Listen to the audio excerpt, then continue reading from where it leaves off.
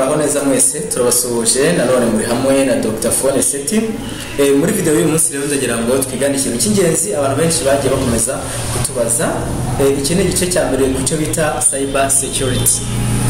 Ni igice dutangiriyeho twigisha ibyerekeranye na cyber security. Hari abantu benshi rero batazi cyber security cyari cyo nabo turuze kubasobanurira kugira ngo buri wese abashe gusobanukirwa. Ubwo ndiyo tuvuze cyber security mu rurimi rw'icyongereza cyangwa se mu ndimi z'amahanga, naho mu rurimi rw'ikinyarwanda cyber security icyo twakwita umutekano wo kuri murandasi wa telefone, w'imiyoboro ya internet cyangwa se software cyangwa se programs n'amakuru ndetse tutibagiwe na za data zitandukanye. Cyber security rero ni ikintu cy'ingenzi buri wese akwiye kumenya, kuko umaze kugisobanukirwa neza bizagusaba kwirindira umutekano, kuko amategeko agenga cyber security nuko buri muntu wese aba umurinzi w'umutekano we. Ni ngombwa rero ngo icyo ukimenya icyo tuba twirinda rero iyo bavuze ngo ni umutekano, ngo hari abajura, hakaba na ba nyiri ibintu ari bo wowe cyangwa se undi, hakaba noneho n'icyo twakwita umutekano wo kugira ngo abajura bataza bakabasha kwiba ibyawe. Mu yandi magambo cyber security ni nk'ingufuri yo kurinda amakuru yawe y'ikoranabuhanga. Ni ukuvuga ngo cyber security yiga ko buri wese ashobora kwirinda umutekano akoresheje ibikoresho bye bitandukanye. Noneho hari ibintu by'ingenzi bikubiye muri cyber security. Tumaze kureba ko cyber security irinda umutekano wawe. Ibintu bikubiyemo rero bya mbere turavuga hari ukurinda imiyoboro ya network security. Ni ngo hari imiyoboro runaka ikeneye icyo bita umutekano cyangwa se security, kugira ngo ubutumwa butarebwa ngo buhindurwe n'abantu batabyemerewe. Ugasanga ubutumwa buri kurebwa n'umuntu utari ubugenewe cyangwa se ari kubasha kubufata akabuhindura uko abyumva. Ibyo wabyumva neza n'umuntu waba warigeze agira ibintu runaka yibwa byari iby'ingenzi cyangwa se byari iby'ibanga.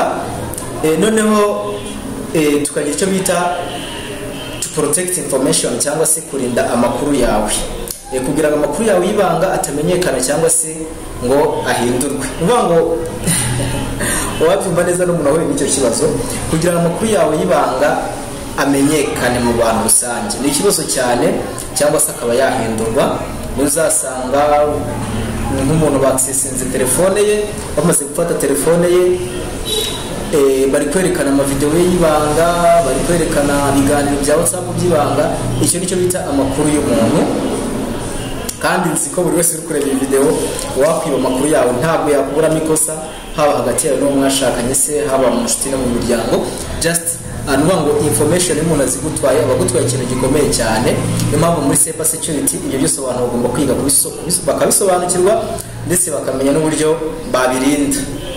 Noneho hari icyo bita kurinda ibikoresho byawe, ni za mudasobwa, ni telefone, ese ibindi bikoresho byose bikenera kuba hakoreshwa amasaha, hakoreshwa internet, hari n'amasaha mu telefone. Ibyo bikoresho byose bikeneye guhabwa umutekano kugira ngo utabasha kuba wakibwa information cyangwa se amakuru yawe. Hari ikindi twita to protect cloud cyangwa se kurinda ibicu. Hari mu Kinyarwanda bahise bihindura izina, ariko aho twita cloud cyangwa se ibicu ni za Google Drivers, ni za Dropbox, ni za Sinis.com. ni ahantu usanga ubika information zawe ariko zikaba zibitswe mu bicu cyangwa se zikazibitswe kuri internet, ku buryo ibyo ubitse yaba ari amafoto, yaba ari video, nubwo phone bayikwiba, nubwo wayisiba, nubwo wayiformatinga, za information uzongera uzihabwe binyuriye muri za account arizo twita cloud accounts cyangwa se cloud accounts. Noneho izo ngizo nazo ziba zikwiye kurindwa. Noneho akaba n'ubundi buryo bwo gukira ibibazo bitandukanye binyuriye mu kurinda uwo mutekano yawe. Just nk'igihe habaye impanuka se, igihe se hari abantu bagiye, mbese hari ibintu umuntu abishobora kubika kugira ngo next time azabyifashishe mu rubanza n'ahandi hatandukanye. Izo zose ni data zawe uba ukwiye kurinda neza. Ubwo turi kuja mu bita cyber security ni iki. Twamaze kureba ko cyber security ni nk'ingufuri yo kurinda ibintu byawe. Hari cyber security, hari na cyber crime, hakaba n'ibyaha bya cyber security. Noneho cyber security ikikubiyemo cya mbere igomba kukwigisha no kumenya yuko iyo ni ingufuri ikwiye kurinda ibintu byawe biri ahantu hatandukanye, zaba informations, data cyangwa se n'ibindi bitandukanye. Noneho ingorane zishobora guterwa n'ibitero by'ikoranabuhanga. Nimba ibitero umve ngo ni ibitero nyine ni nkuko waterwa, mpamvu hari bishobora kwatakwa binyuriye mu kuba utazi cyber security. Noneho hari ingorane bishobora kuguteza. Izo ngorane wenda ndagira ngo arizo tugerageza kubahamo urugero. Icya mbere wenda tuvuye no kwibwa amafaranga kuri konti za banki. Ushobora kubyumva ukumva ntaho bihuriye, ariko birahurije na kwijana bita cyber security. Hari icyo bitwa kwibwa cyangwa se gutangaza amakuru yawe y'ibanga. Mwarebe kuri mugabo w'umumeya w'ibunaka bafashe, mbona bari gutangaza video yagiye avugana n'umukobwa ibiki. Ibyo byose bituruka mu cyo bita cyber security crime cyangwa se crime, mu byaha bya cyber security. Abatabizi nabyo babimenye, nawe tuzabivuga igihe cyabyo. Ubwo amakuru ye aba yibwe ariko agatangazwa mu buryo budakwiriye. Ubwo amakuru ntari urareba ko ni amakuru abakomeye cyane umuntu aba ari ibanga rye. Noneho ubwo amakuru yashizwe hanze nibwo bakubwira ngo wahuye n'ingaruka za cyber security idatunganye cyangwa se itarinzwe neza. Hakagira n'icyo twakwita guhagarika imiyoboro yawe y'ikoranabuhanga, kuba ufite imbuga runaka ukoreraho, ufite za channel, ibintu nk'ibyo bikomakomeye byagutwaye igihe n'amafaranga, ugasanga birahagaritswe, birafunzwe cyangwa se bikibwa. Ibyo rero tuzabivugaho. Hakaba n'ibyo bikabasha no kuguteza igihombo gikomeye. Ni ukuvuga ngo nk'ubu cyber security yawe baye hasi cyane ubumenyi bwayo, ukaba utazi gucunga neza email yawe. Ubwo ngiye kuba urugero ku bikorera cyber security. Noneho email yawe bwa mbere igomba kuba ifite security. Tuzabyerekana ko email igomba kugira security yuzuye pani y'igice. Iyo ubuze security rero email wagiye kwandikisha kuri bank, bagusaba email urayitanga, bagusaba simukadi urayitanga, nimero. Noneho hari OTP, one time password yoherezwaho ibyo bashaka kugenzura nimba ari wowe. Ubwo niba ubu uzagutwara iriya email, ibyo zakora byose bakamubaza OTP cyangwa se one time password yo guhamya yuko ari wowe koko uri kugira icyo ukora kuri bank account yawe. Iriya code bagutumira imibare 6 cyangwa 5 cyangwa 5 bitewe n'igihugu. Iyo code kuko wa wundi aribona kuri email yawe yatwaye, biramworohera cyane kuba yakwinjira account ya banka yawe. N'urugero nari mbahaye, murumva ko ubwo bise bimworohera. No kuri channel mu yo kwibye email, channel yawe maze kwitwara tayari.